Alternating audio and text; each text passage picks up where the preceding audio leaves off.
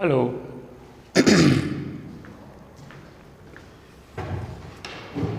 नमस्कार विद्यार्थी मित्रों, श्री एसएन विद्यालयના ઈ લર્નિંગ પ્રોગ્રામમાં હું પિનાકિન રાવલ આપને ફરીથી આવકારું છું।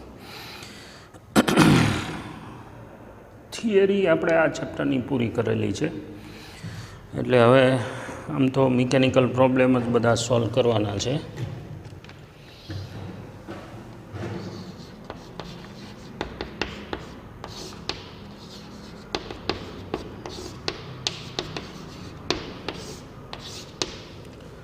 હવે એમાં એક મુદ્દો જે છે તમને એવું લાગે કે થિયરીનો છે કે ભાઈ યંત્રશાસ્ત્રમાં કોયડા કેવી રીતે ઉકેલવા।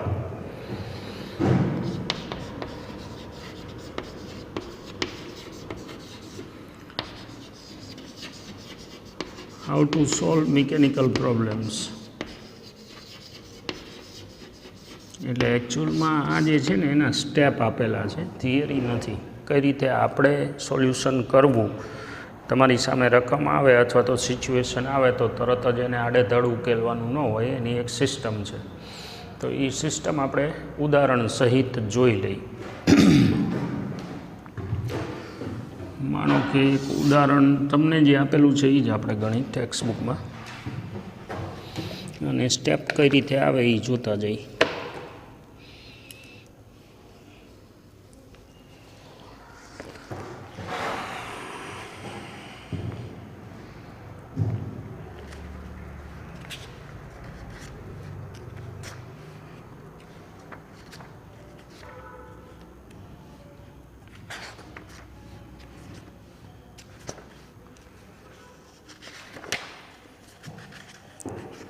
વચ્ચે કંઈક થોડાક ઉદાહરણો આપણે ગણ્યા હતા, અત્યારે આપણે ઉદાહરણ 5.12 લઈ।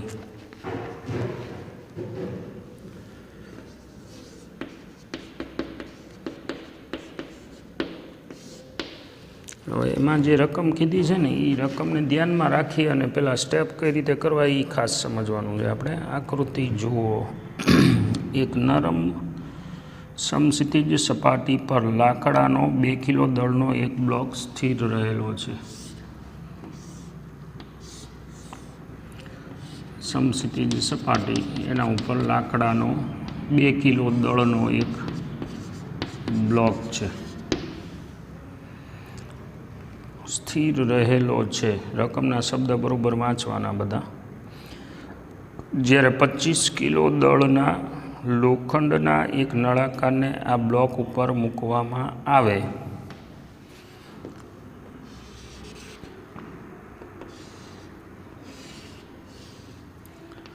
માનો કે એક નળાકાર લોખંડનો મૂક્યો આના ઉપર, તો હવે આ જે તળિયું છે એ નીચે જાય છે, મતલબ કે આ આખો જે ભાગ છે એ નીચે ઉતરે છે તળિયા સહિત,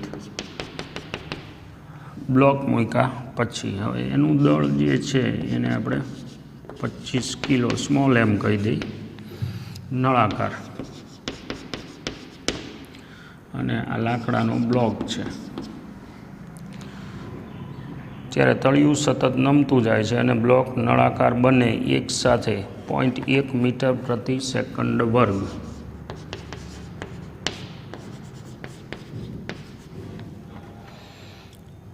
ના પ્રવેગથી નીચે ઉતરે છે।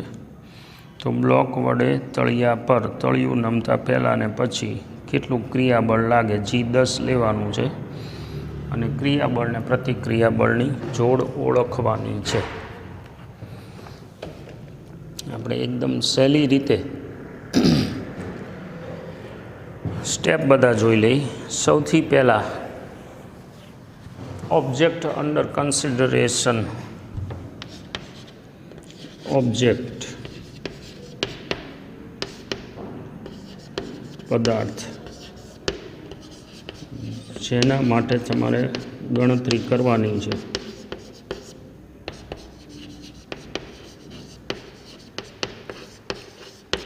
તેને અલગ તારવો,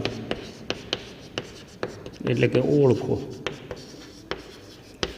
અત્યારે પહેલા કેસમાં બ્લોક વડે તળિયા પર લાગતું ક્રિયાબળ આપણે ગોતવાનું છે પહેલા કેસમાં. તો બ્લોક આપણે આઈડેન્ટિફાઈ કરવાનું, ભાઈ ફોકસ કરવાનું છે, કારણ કે તમને જે તંત્ર આપ્યું હોય ને એમાં ઘણા બધા ભાગ હોય, પદાર્થો એકબીજા હારે જોડાયેલા હોય. અગાઉ એક વખત આપણે વાત કરી ચૂકેલા છીએ. તો એમાંથી તમારે જેમાં રસ હોય એ વસ્તુને અલગ તારવવાની છે. એટલે આઈડેન્ટિફાઈ કર્યું આપણે બ્લોકને. તો એ સિવાયનો આ પદાર્થ એટલે કે જે તે સિવાય જે છે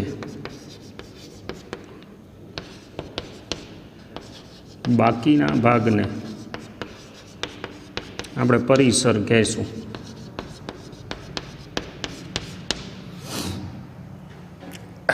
પદાર્થ સિવાયનો ભાગ એટલે અત્યારે પહેલી આકૃતિમાં આપણા માટે કોણ? તળિયું. બીજી આકૃતિમાં માની લો કે બ્લોક અને નળાકારને ભેગા તમારે પદાર્થ તરીકે ગણવાના હોય તો તળિયું. પછી તો કોમ્પ્લિકેટેડ તંત્ર પણ આવશે, પણ એ તમારે આઈડેન્ટિફાઈ કરવાનું ઓબ્જેક્ટ, એ સિવાયનું પરિસર. પછી શું? પદાર્થ પર લાગતા બળોનું લિસ્ટ તૈયાર કરવાનું. હવે એ લિસ્ટમાં શું હોઈ શકે આ ખાસ ધ્યાન રાખજો. એક વખત કીધું છે છતાંય, વજન બળ, પછી સંપર્ક બળો કયા? લંબ ઘર્ષણ જો હોય તો. આ સિવાય દોરી કે એવું કંઈક ટીંગાડેલું હોય, તણાવ બળો. આ સિવાય જો સ્પ્રિંગ કે એવું કંઈ હોય એના પુનઃસ્થાપક બળો. આ સિવાય પ્રવાહીમાં હોય તો તરલ બળો. પ્રવાહીમાં ઉત્પલાવક બળ તરલમાં,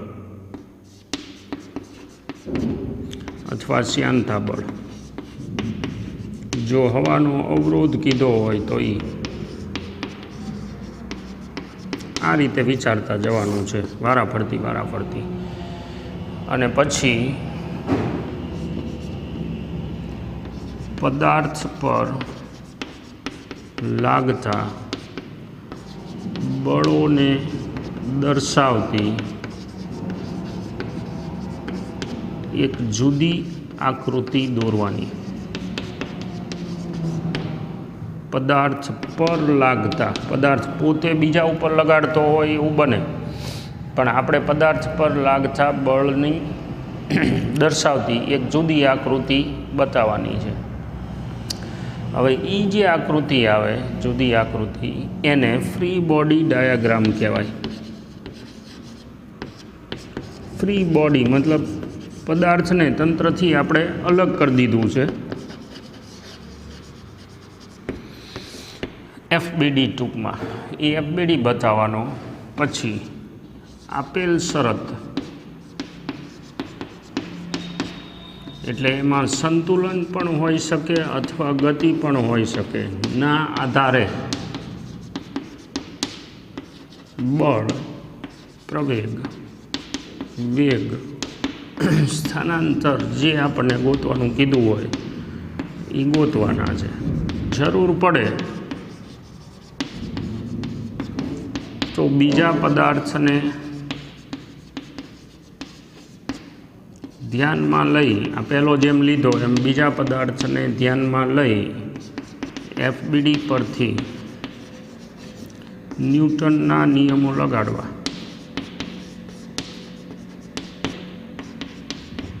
બસ આ સ્ટેપ થયા. સૌથી પહેલાં પદાર્થ તમારે આઈડેન્ટિફાઈ કરવાનો છે, મતલબ તમને જેમાં રસ હોય એને જુદો પાડવાનો. એ સિવાયનો જે ભાગ છે એને પરિસર કહેવાય.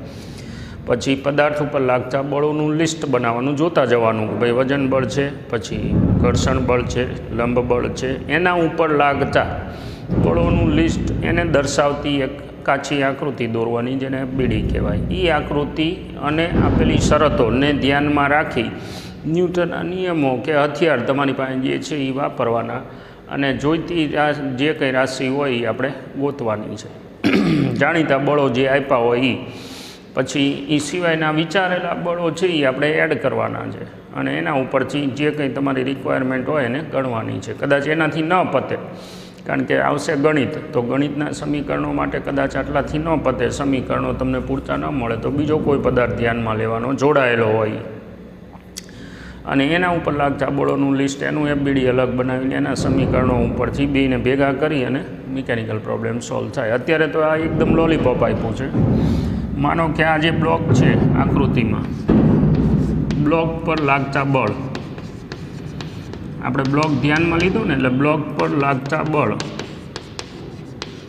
તો આ એક જ વજનથી આપણે ચાલુ કરી તો વજન બળ લાગે mg કેટલું હશે તો કે 2 કિલો અને g છે એ કેટલું 10, એટલે 20 ન્યૂટન બળ લાગે. હવે આ બ્લોક ઉપર લાગતું બળ જે છે એ કયું છે? ગુરુત્વાકર્ષી.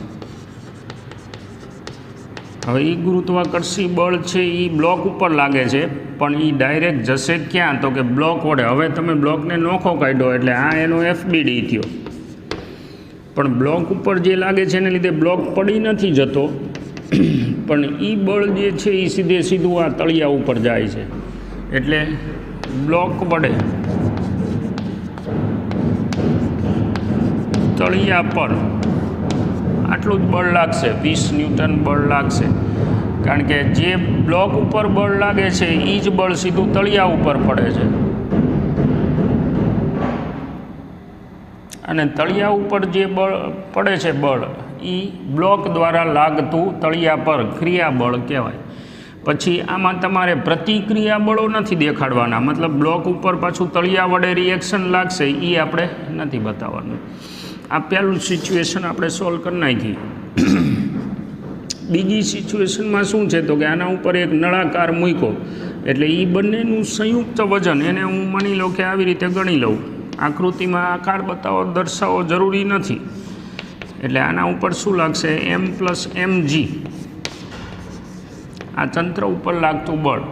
પછી હવે આ તળિયું પોતે જે છે અહીંયા બેલેન્સ હતું, સ્થિર, જો શબ્દ વાપરો તો, એટલે સંતુલનમાં બળ હતું, રિએક્શન લંબ બળ હતું ખરું, પણ એ તળિયા વડે બ્લોક ઉપર લાગતું હતું, એને મારે અહીંયા નથી દેખાડવાનું.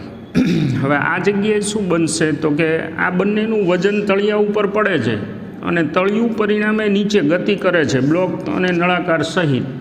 તો તળિયા વડે બ્લોક અને નળાકાર પર લાગતું રિએક્શન, એટલે એને હું n કહી દઉં. તો આ એક ઉર્ધ્વ દિશામાં તળિયા વડે બ્લોક પ્લસ નળાકાર પર લાગતું, તમને એમ થાય કે અહીંયા કેમ બતાવ્યું આપણે, તો કે હવે આ સ્થિર નથી એટલે મારે આંકડો કાઢવા માટે જરૂર પડશે.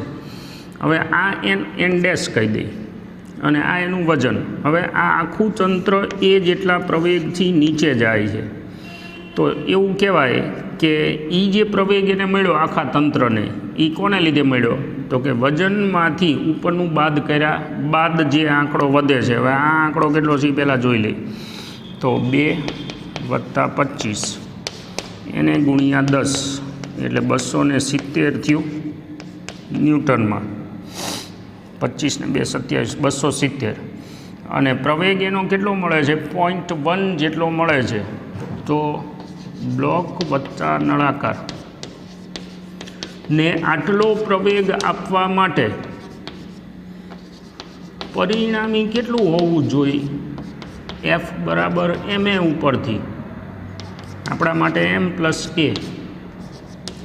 હવે આ કેટલું થાય તો કે 25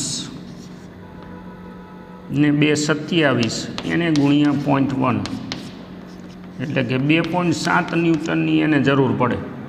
હવે તમે વિચારો કે એ પરિણામ વધ્યું કઈ બાજુ? આ આકૃતિ દોરી લીધી, એફબીડી દોરી દીધો, બળોનું લિસ્ટ કરી નાખ્યું. અને હવે પછી શું તો કે તમારે જે પરિસ્થિતિ આપી, આપેલ શરતો, આ શરત આપી, એના ઉપરથી આપણે લોજિક દોડાવ્યું. અને હવે આ બાજુનું પરિણામ વધે ક્યારે તો કે 270માંથી 2.7 બાદ કરી એટલું ઓલું n ડેશ હોય ઉર્ધ્વ દિશામાં, બરાબર ને?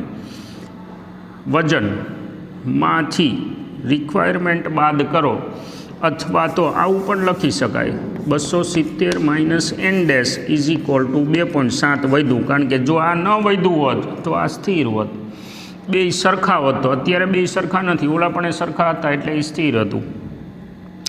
તો એન ડેશ બરાબર શું થાય?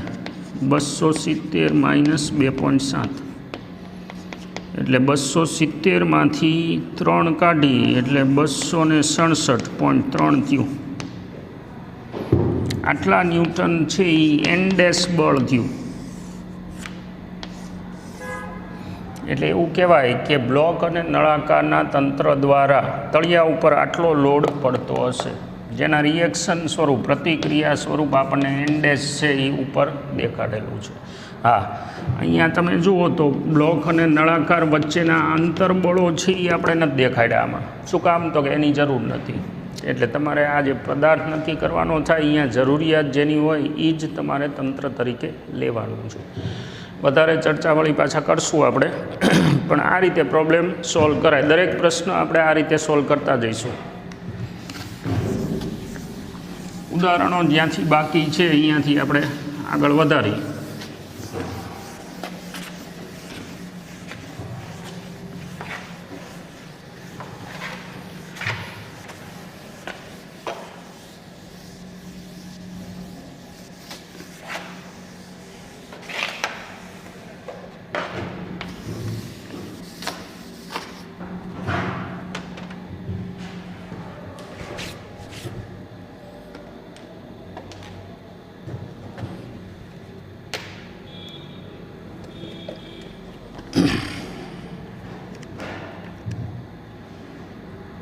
પાંચ 5.5 ગણેલું હતું એટલે ઉદાહરણ 5.6 થી આગળ વધી.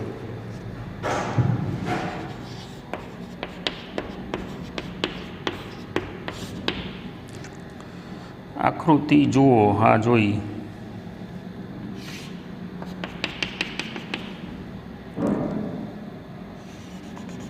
શિરોલંબ એક દોરી આમ બાંધેલી છે, એક આમ છે અને એક દોરી સાથે બ્લોક ટીંગાડેલો છે.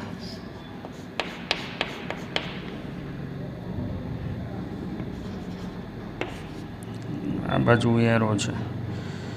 ઓકે, હવે પ્રશ્ન શું છે? 6 કિલો દળને છતથી 2 મીટર લંબાઈના દોરડા વડે લટકાવેલ છે. એમ બરાબર 6 કિલો. આ જે લટકાવેલું છે એ હવે એમાં આ જે લંબાઈ છે ને એ 2 મીટર છે. 50 દોરડાના મધ્યબિંદુ પી પરથી, એટલે આખું આ જે છે એ 2 મીટર હતું, એના મધ્યબિંદુ પી પરથી 50 ન્યૂટનનું એક બળ સમસ્થિતિ દિશામાં, અહીંયા હું F1 is equal two 50 newton કહી દઉં, સમસ્થિતિ દિશામાં લગાડેલ છે. સંતુલનની સ્થિતિમાં દોરડું ઉર્ધ્વ સાથે કેટલો ખૂણો બનાવશે? અને જી ફલાણું દોરડાનું દળ છે એને ધ્યાનમાં લેવાનું નથી. હવે પહેલાં તો એક વસ્તુ વિચારી કે જ્યારે બળ નહોતું આપ્યું આપણે ત્યારે શું પોઝિશન હોય. માની લો કે આ દોરડું અને તમે અહીંયા વજન ટીંગાડ્યું. હવે એ જે વજન ટીંગાડો છો એમ જી જેટલું, એ કેટલું હોય? 60 ન્યૂટન હોય એમ જી. એટલે એને વેઇટ કહી દઈએ આપણે. એમ કેટલું છે? 6 કિલો. જી 10 લગભગ લેવાનું કીધું જ હોય આવા કેસમાં. તો દોરીમાં તણાવ છે એ કેટલો હોય? 60 ન્યૂટન હોય લટકાવેલા વજન જેટલો, કારણ કે આ આખી પરિસ્થિતિ સંતુલનમાં છે. એટલે આખી દોરીમાં 60 ન્યૂટન જેટલું તણાવ બળ હોય. પણ હવે પરિસ્થિતિ અહીંયા બદલાય છે. તમે જુઓ, તમે આ સાઈડથી ખેંચો એટલે હવે જે દોરીમાં વચ્ચે વધારાનું બળ આવ્યું છે જેના કારણે તણાવ બળ છે એ વહેંચાઈ જશે. તો આ જે આકૃતિ છે એને થોડીક મોટી કરી અને આપણે જોઈએ.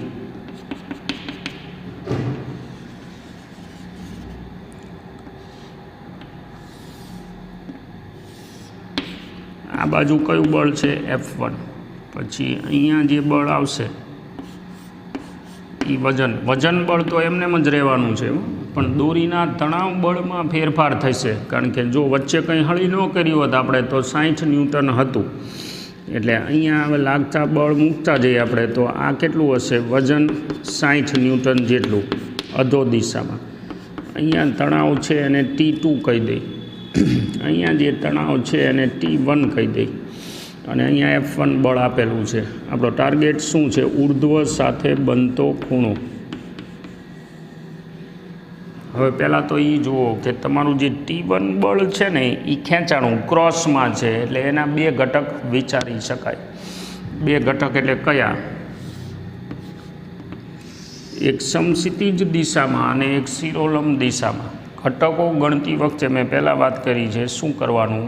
ખૂણાને અડીને જે ઘટક હોય એ કોસ હોય, એટલે આ ઘટક થશે T1 cos થીટા, અને એ સિવાયનો જે હોય એ થશે સાઇન.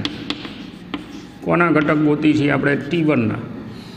એટલે ખૂણાને અડીને જે આવે છે એ T1 cos, અને એ સિવાય હોય એ T1 sin. એક્સમાં કોસ ને વાયમાં સાઇન એવું નહીં યાદ રાખવાનું, કારણ કે ખૂણો તમે જુઓ ઉર્ધ્વ સાથે આપણે થીટા નામ પાડ્યું છે, એટલે એ પ્રમાણે સાઇન કોસ બદલાઈ જાય. હવે સંતુલનની સ્થિતિ આપણે આ P બિંદુ છે ને અહીંયા ધ્યાન કરી, તો P બિંદુના સંતુલનની સ્થિતિમાં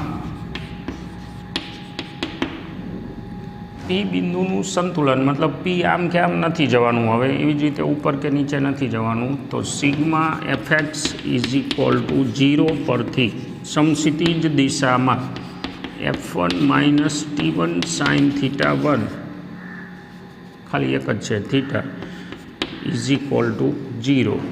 એટલે કે F1 = T1 sin θ. Number 1. F1 આ બાજુ છે, પેલી બાજુ T1 sin છે, આ બાજુનું જે છે એને મેં ધન સંદર્ભ ગણ્યો છે, પેલી બાજુનો છે એને ઋણ ગણ્યો છે. એવી જ રીતે સિગ્મા fy પરથી, બરાબર ને, બે દિશામાં સંતુલન છે અત્યારે એમણે રકમમાં કીધું છે, તો T1 cos θ1 = નહીં પણ -T2 = 0. એટલે T2 બરાબર T1 cos θ. નંબર 2. હવે આકૃતિ ઉપરથી શું દેખાય છે? આટલામાં T2 બરાબર 60 ન્યૂટન હોય, કારણ કે વજનને એ બે અહીંયા તો બેલેન્સ જ થતા હોય, જેટલું વજન ટીંગાડ્યું એટલું. જોડાયેલી દોરી P બિંદુ સુધી આ ભાગ જે છે એ ડાયરેક્ટ વજન હારે એટેચ છે, એટલે દોરી ઉપર તાણ જે હોય એ વજન જેટલું હોય. એટલે T1 જે છે T1 cos θ એ ઘટક બેલેન્સ કરશે T2 ને, પણ T2 પાછું વજન જેટલું છે. હવે 1 અને 2નો ગુણોત્તર લઈ લઈએ આપણે, ખૂણો જોઈએ છીએ ને જેવો ટાર્ગેટ, એટલે 1/2 લઈએ આપણે, તો T1 sin T1 cos = F1/T2. T1 cancel, sin cos એટલે tan θ. F1 છે એ 50 ન્યૂટન તમને આપ્યું છે, અને T2 છે એ 60 ન્યૂટન છે, એટલે θ બરાબર tan 1 5/6 થાય. હવે આપણને આ ખૂણો ગોતતા આવડે છે, બરાબર ને, એટલે એ તમારે ખૂણો શિરોલંબ સાથે ટેબલ ઉપરથી ગોતી લેવાનો 10ના ખાનામાં. 40 ડિગ્રીની આજુબાજુ આવે છે. પછી 5.7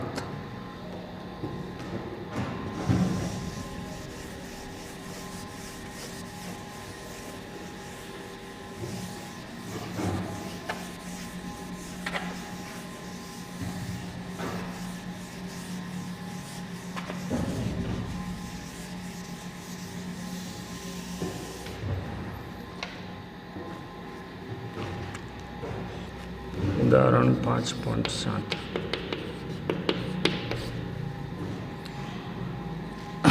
બોક્સ અને ટ્રેનના તળિયા વચ્ચે સ્થિત ઘર્ષણાંક. બોક્સ અને ટ્રેનનું તળિયું એટલે સ્વાભાવિક છે કે બોક્સ ટ્રેનમાં તળિયા ઉપર પડેલું હશે. ઘર્ષણાંક μs 0.15 આપેલ છે. તો ટ્રેનના તળિયા પર રહેલ બોક્સ સ્થિર રહે તે માટે ટ્રેનનો મહત્તમ પ્રવેગ. હવે બોક્સ જે છે એ કોને લીધે હાલશે? માની લો કે એક આપણે સાદી પરિસ્થિતિ વિચારી કે આ ટ્રેન છે, બરાબર, બોક્સ એમાં પડેલું છે. હવે ટ્રેન જે છે એને હાલવાનું છે, તો બોક્સને લઈ જનાર કોણ? વસ્તુ વિચારવાની.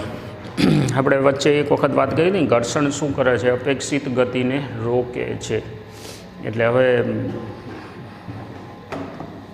આપણને એવું હોય મનમાં કે ભાઈ ઘર્ષણના કારણે ગતિનો વિરોધ થાય, અપેક્ષિત ગતિ એટલે કે સાપેક્ષ ગતિનો વિરોધ થાય છે. ઘર્ષણ બળ છે એ કાયમ નડે જ એવું નથી હોતું, એના ફાયદાય છે, અને એ છે એટલે જ આપણે પૃથ્વી ઉપર ટક્યા છીએ. બધાને તો લસરીને વયા ગયા હોત, ક્યાંય ઉડી ગયા હોત. એટલે ઘર્ષણના કારણે જ આપણે પડ્યા છીએ પૃથ્વી ઉપર. એવી જ રીતે બધા વાહન છે એની ગતિ પણ ઘર્ષણને લીધે જ આભારી. અત્યારે માની લો કે આ ટ્રેન જાય છે એ જેટલા પ્રવેગથી, ધારો કે ટ્રેનનો મહત્તમ પ્રવેગ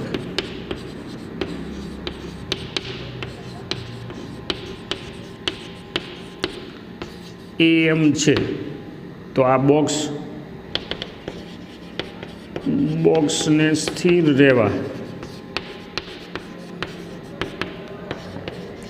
તેનો પ્રવેગ પણ જો AM જેટલો હોય, મતલબ ટ્રેનના પ્રવેગ જેટલો, તો જ એની હારવાર હાલે ને, નહીંતર પાછળ રહી જાય. હવે ધારો કે એને લઈ જવાવાળું ઘર્ષણ બળ જ હશે, આ બાજુ એને ગતિ કરાવનાર બોક્સને. શું કામ? જો ઘર્ષણ ન હોત તો શું થાત? ટ્રેન નીકળી જાત તો બોક્સ પાછળ ભટકાત. એટલે હવે એ જે સપાટી સાથે સંપર્કમાં છે એ સપાટીનું ઘર્ષણ એને પકડી રાખે, જે એને હારોહાર લઈ જાય. તમે વિચારી શકો કે જો નીચે ઘર્ષણ ન હોત તો નીચલી સપાટી સરકી જાત, બોક્સ પાછળ ભટકાત. એટલે ઘર્ષણ બળ છે અહીંયા ગતિ શક્ય બનાવે છે. તો તમે એવું લખી શકો કે F = MAM. એમાં M બોક્સનું દળ,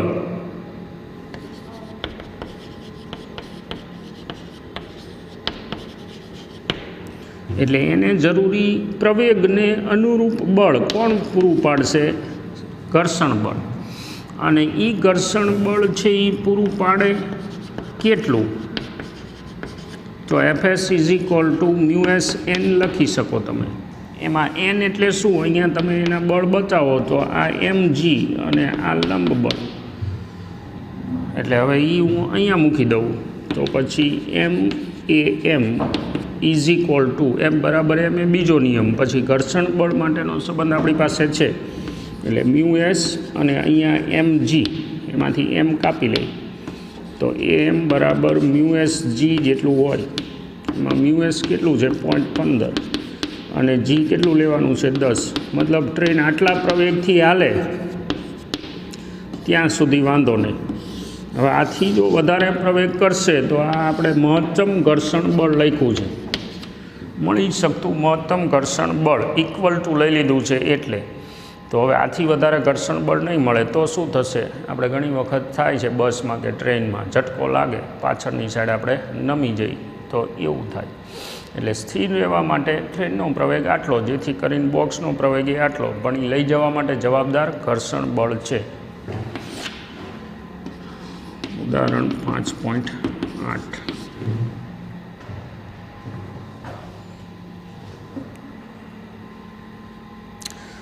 આકૃતિ 5.11 જુઓ. 4 કિલો દળ એક સમક્ષિતિજ સમતલ પર છે. સમતલને સમક્ષિતિજ સાથે ઢળતું કરતાં 15 ડિગ્રીએ દળ ખસવાની શરૂઆત કરે છે. એટલે આવી રીતે મૂકેલું છે આના ઉપર દળ,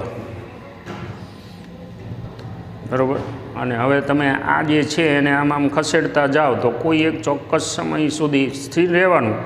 ખૂણો છે જો આ ખસવાનું ચાલુ થયું, એટલે હવે એ ખૂણો 15 ડિગ્રી આપ્યો છે, તરત એ નો તમે સેટ ઢાળ ઊંચો કરો ને તરત ન ખસે. શું કામ? જોઈ લઈ. માનો કે એ ખસવાનું ચાલુ કરે, આપણે આ બાજુથી ઢાળ બતાવી, આ ભાગ આપણે ઊંચો કરતા જઈએ. થીટા ખસવાનું શરૂ થાય ત્યારનો થીટા આપણે મૂક્યો છે 15 ડિગ્રી. અહીંયા બ્લોક પડ્યો છે. હવે એના ઉપર લાગતા બળ છે એ કઈ રીતના હોઈ શકે એ બતાવી. તો એક વજન બળ બ્લોકનું, બરાબર. પછી એના બે ઘટક વિચારી લઈ, એક સપાટીને સમાંતર અને એક સપાટીને લંબ. જો આ થીટા હોય તો ઉપર 90 માઇનસ થીટા થશે, તો આવડો આ જે છે એ પાછો થીટા થાય. તો આ જે ઘટક આવશે આને સેજ લાંબુ પર નાખીએ, એ થાય mg cos થીટા ખૂણાને અડીને, અને બીજો થશે mg sin થીટા. હવે જો આ જે mg sin થીટા ઘટક છે ને એ એને પાડી દેવાની ટ્રાય કરે છે, ઢાળને સમાંતર નીચે તરફ એને ખેંચવાની ટ્રાય કરે છે, મતલબ કે વજનનો એક ઘટક એને પાડી દેવા માગે છે. અને બ્લોક ધારો કે આના પછી ખૂણો મોટો થાય ત્યારે જ જો ખસતો હોય તો હજુ આ બળની સામે બીજું કોઈ બળ જવાબદાર છે જે એને પકડી રાખે છે, અને બીજું કંઈ નહીં, શું હોય? ઘર્ષણ બળ હોય. ઘર્ષણ બળ એને બચાવે છે એવું કહેવાય. હવે એમાં આ બાજુ એક બળ બતાવીએ આપણે, લંબ બળ, અને આ જે છે એ વજનનું રિએક્શન કહેવાય. જો એના બે ઘટક આપણે પાડ્યા, એક સપાટીને સમાંતર જેને ઘર્ષણ બળ કહેવાય, અને બીજું સપાટીને લંબ. હવે એ બંનેમાંથી ઘર્ષણ બળનું કામ શું? અપેક્ષિત ગતિને રોકવાનું, સાપેક્ષ ગતિ અથવા અપેક્ષિત. એટલે કે જો આ ન હોત તો આ પડી જાત, એટલે એ ઉપર તરફ લાગે. ધ્યાનમાં રાખજો, ઘર્ષણ બળ દર વખતે ઉપર લાગે એવું નહીં. તમારે વિચારવાનું કે જો ઘર્ષણ ન હોત તો પદાર્થ કઈ બાજુ જાત, એથી વિરુદ્ધ દિશામાં ઘર્ષણ બતાવવાનું છે. હવે સંતુલનની સ્થિતિમાં અત્યારે આ સંતુલન છે, અને હવે ખૂણો વધારી 15 ડિગ્રી ઉપર એટલે ખસવાનું ચાલુ થાય છે. તો દેખાય છે સંતુલનની સ્થિતિમાં હવે આમાં fx fy નથી લખતા આપણે, હામાં જે બળ દેખાય એ હરખા હોય, બહુ સીધી વસ્તુ છે. તો હામું શું દેખાય છે? fs mg sin theta. અને એવી જ રીતે લંબ બળ હામાં કયા દેખાય છે? તો n mg cos થીટા દેખાય છે. આનો ગુણોત્તર લઈ લઈએ આપણે. તો fs by n mg cancel, sine by cos એટલે ટેન થીટા. અને આ જે છે fs બાય n એને શું કહેવાય? ઘર્ષણાંક કહેવાય. તો ટેન થીટા આપણને કયો આપ્યો છે? 15 ડિગ્રી =μs. તમે કોષ્ટકમાં જોઈ શકો છો, ટેન 15ની કિંમત જે આવતી હોય એ ટેબલ તમારી પાસે છે, જોતાં આપણને ફાવે છે. 0.27 આવે છે.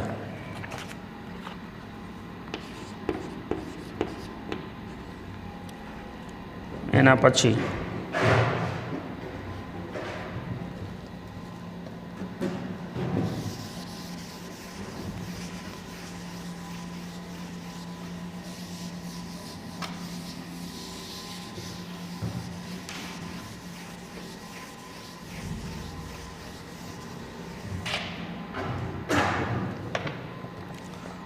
ઉદાહરણ 5.9.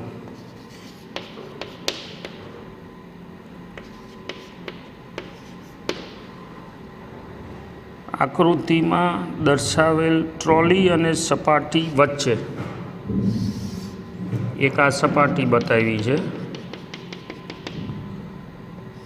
અને એક ટ્રોલી એટલે રમકડાની ગાડી જેવું કંઈક છે, પૈડાવાળી.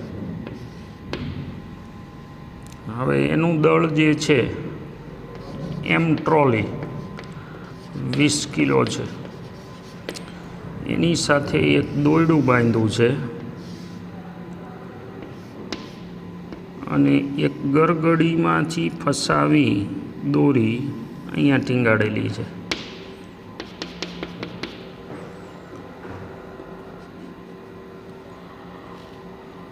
અને એના બીજા છેડે કંઈક દળ મૂકેલું છે. ટ્રોલી અને સપાટી વચ્ચેનો ગતિજ ઘર્ષણાંક μk આપેલું છે, દેટ ઇઝ 0.04. બ્લોક અને ટ્રોલીના તંત્રનો પ્રવેગ કેટલો, દોરીમાં તણાવ કેટલું, અને દોરીનું દળ અવગણવાનું છે. એટલે અહીંયા 3 કિલો છે, એમ 3 કિલો. અને ટ્રોલીનું દળ છે એ 20 કિલો. હવે તમારે શું કરવાનું છે, બ્લોક અને ટ્રોલીના તંત્રનો પ્રવેગ કેટલો અને દોરીમાં તણાવ બળ કેટલું, હવે આ વસ્તુ જે છે એને આપણે સોર્ટ આઉટ કરવાની છે.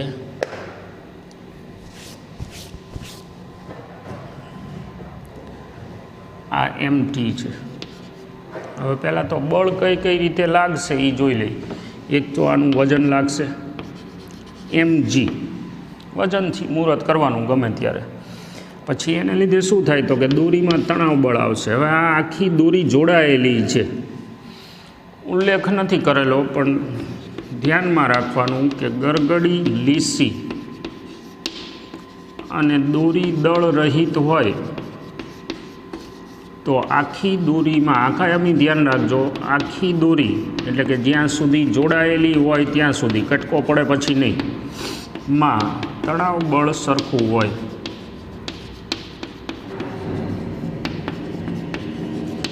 એટલે આમાંય તણાવ બળ છે એ T જેટલું જ હોય. હવે એક બીજી વસ્તુ કે તમે આ બ્લોકનો વિચાર કરો તો તણાવ બળ છે એ રિએક્ટિવ ફોર્સ છે, એટલે એના ઉપર વજનથી વિરુદ્ધ લાગે.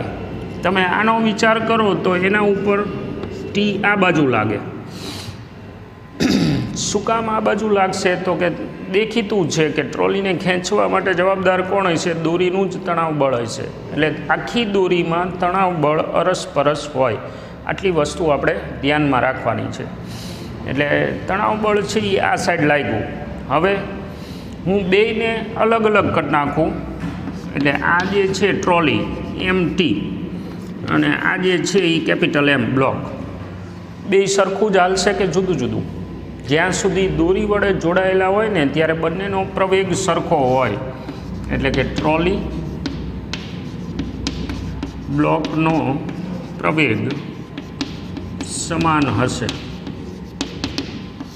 એવું તો બને નહીં ને કે બ્લોક હાલ્યો જાય ને ઓલી ટ્રોલી અટકી જાય, દોરડાથી હાંધો કર્યો છે. અથવા તો એવું ન બને કે ટ્રોલી આગળ આવી જાય ને બ્લોક અહીંયા ઊભો રહી જાય. એટલે જેટલા પ્રવેગથી આ નીચે જાય એટલા જ પ્રવેગથી આ બાજુ આવે. તો હવે બે માટે આપણે લાગતા બળોનો હિસાબ કરી. જે ટ્રોલી છે ને એ સપાટી ઉપર ઘર્ષણની અસર હેઠળ છે.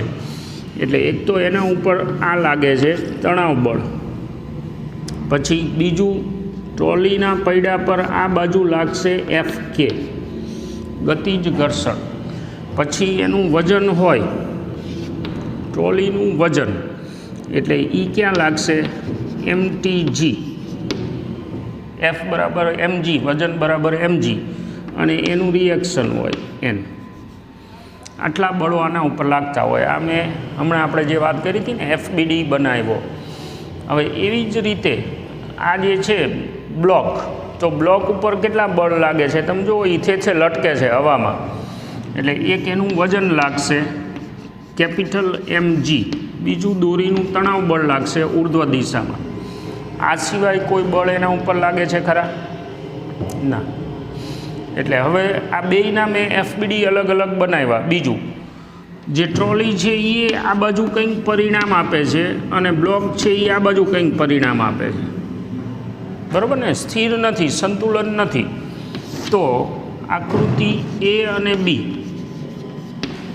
બેયની ગણતરી કરી તો પહેલી આકૃતિ જે છે આપણે જો ઓલા જે સિસ્ટમ બનાવી હતી મિકેનિકલ પ્રોબ્લેમ સોલ્વ કરવા માટેની, એ પ્રમાણે શું કર્યું, બ્લોક ટ્રોલીને અલગ કરી, બ્લોકને અલગ કર્યો, લાગતા બળનું લિસ્ટ મૂક્યું, એના ઉપર લાગતા બળનું, બેયની આકૃતિ એટલે કે બેયના FBD દોર્યા. હવે શું છે, આપેલી શરતોના આધારે હું સમીકરણો બનાવું. તો ઉર્ધ્વ દિશામાં આ કોની ગણતરી છે? ટ્રોલી. સંતુલન છે, ઉર્ધ્વ દિશામાં સંતુલન છે. એટલે હવે અહીંયા શું થઈ જાય, MTG = N હશે. અને એ કેટલું હોય તો MT છે 20 કિલો અને G 10, એટલે 200 ન્યૂટન છે એ લંબ બળ હશે. આ સંતુલન મૂક્યું આપણે, બે બળ સરખા ઉર્ધ્વ દિશામાં. બીજું સમક્ષિતિજ દિશામાં એના ઉપર પરિણામી હોવું જોઈએ. ટ્રોલી ઉપર વાત થાય છે કારણ કે તો જ હાલે ને. એટલે એને આપણે એફ એ કહી દઈએ. અરે sorry, F is equal to M A. એમાં એમ કોનું? ટ્રોલીનું. ઇઝ ઇક્વલ ટુ કઈ રીતે મળશે? આકૃતિમાં થોડુંક આપણે લોજિક દોડાવવાનું કે ભાઈ આ બાજુનું બળ મોટું હોય તો જ પરિણામ વધે. આ બાજુનું બળ કયું છે? તણાવ બળ. તો એમાંથી ઘર્ષણ બળ બાદ કરીને જે વધે એની અસર હેઠળ ગાડી હાલે. હવે એમાંથી આ જે છે એને એમનેમ રાખી, તણાવ બળ જે છે એને એમનેમ રાખી, ઘર્ષણ બળ આપણને ખબર છે કેટલું થાય, બરાબર ને? ઘર્ષણ આ કંઈક આપ્યો છે એટલે ટી માઇનસ મ્યુ કે અને એમ ટી જી, એટલે કે ટી માઇનસ મ્યુ કે છે 0.04, એમટી ટ્રોલીનું દળ એને ગુણ્યા 10, એટલે આ 200ના 2 મીંડા કાઢો તો 2 ચોક 8, એટલે ટી માઇનસ 8 થયું. અને અહીંયા 20A સમીકરણ નંબર 1. દળ પછી પ્રવેગ ગોતવાનો છે. તણાવ બળ છે એ આપણને નથી ખબર, આને મૂકી દીધું આપણે. પછી આકૃતિ બીમાં જતા રહી તો બ્લોક માટે ઉર્ધ્વ દિશામાં પરિણામી, આમ તો અધો દિશા લખવું પડે કારણ કે ગાડી હાલે છે નીચે, એટલે અધો દિશામાં પરિણામી એફ ડેશ બરાબર કેપિટલ એમ બ્લોકનું દળ, ન્યૂટનનો બીજો નિયમ, પ્રવેગ એનો પહેલાં જેટલો જ તે, ઇઝ ઇક્વલ ટુ કેટલું? તો કે હવે નીચે પરિણામ વધે છે તો તમે આવું લખી શકો mgમાંથી તણાવ બળ બાદ કરી એટલું. એટલે આ જે છે એમાં આંકડા મૂકવા હોય તો બ્લોક કેટલાનો છે? 3 કિલોનો, એટલે 3A is equal two mg, એટલે કે 3 G10 લેવાનું છે માઇનસ ટી, એટલે 30 માઇનસ ટી, 3A સમીકરણ નંબર 2. હવે આપણો પ્રવેગ એટલે આપણો ટાર્ગેટ શું છે? પ્રવેગ ગોતવાનો. હવે આ 2 સમીકરણોને ભેગા કરી બેને ઉમેરી દઈ, 1 વત્તા 2 લઈ લઈ તો 20A વત્તા 3A એટલે 23A બરાબર 30, ઓછા ટી વત્તા ટી કેન્સલ, માઇનસ 8, એટલે આ થઈ જશે 30માંથી 8 જાય એટલે 22. તો એ બરાબર 22/23 મીટર પ્રતિ સેકન્ડ વર્ગ. આ બંનેનો કોમન પ્રવેગ થયો. દોરીમાં તણાવ બળ જોતું હોય તો હવે પ્રવેગની જગ્યાએ તમે આંકડો નાખો એટલે ટી ચડી જાય. પ્રવેગની જગ્યાએ આંકડો મૂકી તો, અને એ આંકડો મૂક્યા પછી ચેક કરજો તમે, તણાવ બળ છે એ 27 ન્યૂટન આવશે. 27 ન્યૂટન. સિસ્ટમ સમજી લો, આ રીતે દાખલો ગણાય. તંત્ર આપ્યું છે એમની આકૃતિ, એમાંથી આપણે પદાર્થ આપણને જેમાં ઇન્ટરેસ્ટ છે એ અલગ કાઢ્યો, એના ઉપર લાગતા બળનો હિસાબ કર્યો, એટલે લિસ્ટ બનાવ્યું, એફબીડી દોર્યો. એમાંથી એક સમીકરણ મળ્યું, પૂરતું નથી કારણ કે 2 અજ્ઞાત છે, તો હજુ એક સમીકરણની જરૂર પડશે. એના માટે બીજો પદાર્થ લીધો, એના ઉપર લાગતા બળનો હિસાબ કર્યો, થોડુંક લોજિક દોડાવ્યું. લોજિક કરવું હોય એ બહારથી ન આવે કે કયું લોજિક? તો કે 2 બ્લોક હારો હાર જ હાલે, આગળ પાછળ ઓલો નીકળી જાય ને એવું ન થાય. એટલે બેયનો કોમન પ્રવેગ હોય, જોડાયેલા હોય ત્યાં સુધી એ એક વસ્તુ ધ્યાનમાં રાખવાની. અને આ આખા કેલ્ક્યુલેશનમાં આ શરત, દોરી છે એનું દળ પોતાનું ન હોય અને ગરગડી લીસી હોય ને તો ડચકા ગાડી થાય. વધારે ગણતરી કરશું, આગળ મળતા રહીશું. વિડીયો જોજો. Thank you.